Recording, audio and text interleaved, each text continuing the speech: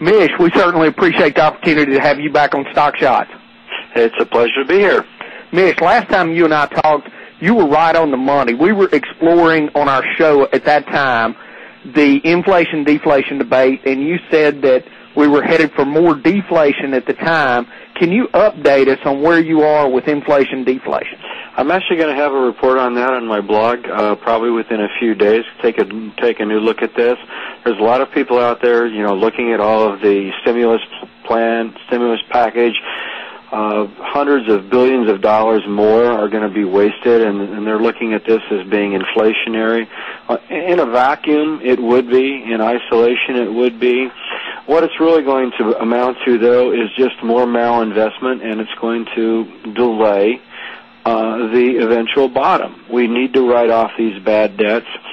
Well, this money, even though it is a huge amount of money, actually pales in comparison to the destruction of wealth on the balance sheets of banks. And that's how I see it. There's a guy named Steve Keen who has some really interesting charts on his blog. He's from Australia. He sees it the same way. So far, the deflationists have been right. That's all I can say. I'm still in that camp, and there's just too much destruction of wealth, destruction of assets on the balance sheets of banks that this printing is not going to stimulate the economy, nor is it going to produce inflation. Well, Mish, one of the things about this spending bill, and I think it's much more accurately termed a spending bill than it is a stimulus. This thing is not going to help rebuild the banks. Now, they're talking about, I think, a $15,000 tax credit over the next 2 years for anyone that buys a home. But I don't see anything that's going to get the economy going outside of some of the infrastructure jobs. Won't that make our economic downturn worse? And if you're right about deflation, won't that push the averages down further? Well, let's take a look at a lot of questions there. Let's take a look at spending over time. The House bill is, it keeps changing. The numbers keep changing, but somewhere between 800 and 900 billion. But the latest plan that I looked at had 91 billion going to health and human services, 89 billion going to Medicaid, 82 billion in tax provisions, $79 billion for a state fiscal stabilization fund. How can that even be labeled stimulus? What they're going to do is they're going to give money to states and local governments so that they can meet funding for things that they've promised that they can't really deliver on. That doesn't stimulate anything.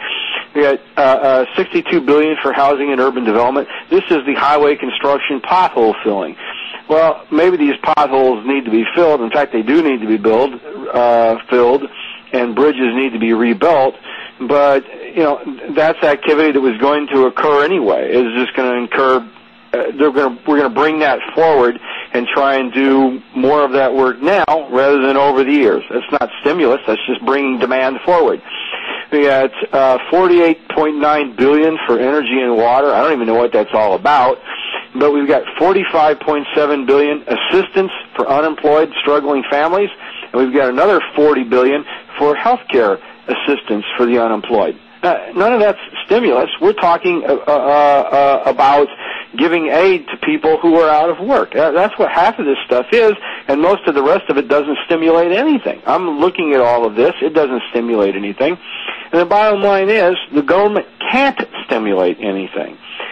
All they can do is tax people and reallocate wealth and do it inefficiently. Because one of the provisions here was this health and human services that I talked about, $91.3 billion. But, that's to renovate schools. Is that a good use for money? I don't think it's a good use for money. It's going to temporarily employ some people, but it's not going to create any long-time jobs. No one's bothering to ask the question, what happens after all this money is spent? So we spend this money, we create a few jobs in the interim. We don't really create jobs. It seems like it, but we don't, because of what I just said. Then what happens when the money dries out? We only have those jobs as long as they keep spending money, borrowing from either the taxpayers, that's going to come back later through higher taxes, or they're just going to print money and cheapen the dollar. Either way, whether they raise taxes or cheaper than dollar, no one benefits from this. Well, now, we had Gerald Celente on our show last week, and he argued that part of the problem with this downturn is that we do not have a productive capacity to grow our way out of it. Nothing that you mentioned, nor nothing that I see in the bill, gives us a productive capacity. Do we have to come up with some kind of productive capacity to work our way out of this downturn?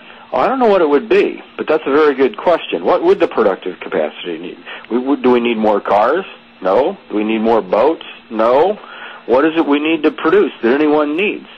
We outsourced a lot of jobs to China, where they produced a lot of junk for us, but are those jobs coming back at wages that, at the minimum wages that we have here in the United States? They're not coming back.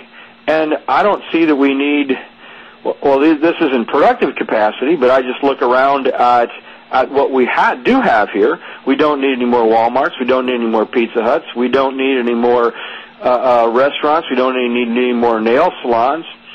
And we don't need more cars. So what productive capacity are we going to bring back?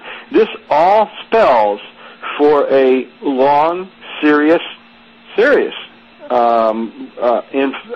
recession that lasts a lot longer than anyone thinks. This is what happens in a downturn in which debt has just been piled on top of debt, and there's no way to pay it back. Ultimately, what has to happen is we have to write that debt off, which is exactly what Obama and Geithner are trying to prevent. And ultimately, wages actually have to come down, and prices of homes have to come down. That's just not an answer that anyone wants to hear. Only after we've done that can we then talk about getting some of the productive capacity back here. We don't necessarily have to match the wages in China, but we have to come closer. And we have to stop the malinvestments that we've done in real estate. And those prices have to come down to levels where people can afford them. But that's not the tactic that Obama's taken. They're trying to force asset prices up. It can't work because we don't have the jobs and the wages to support them.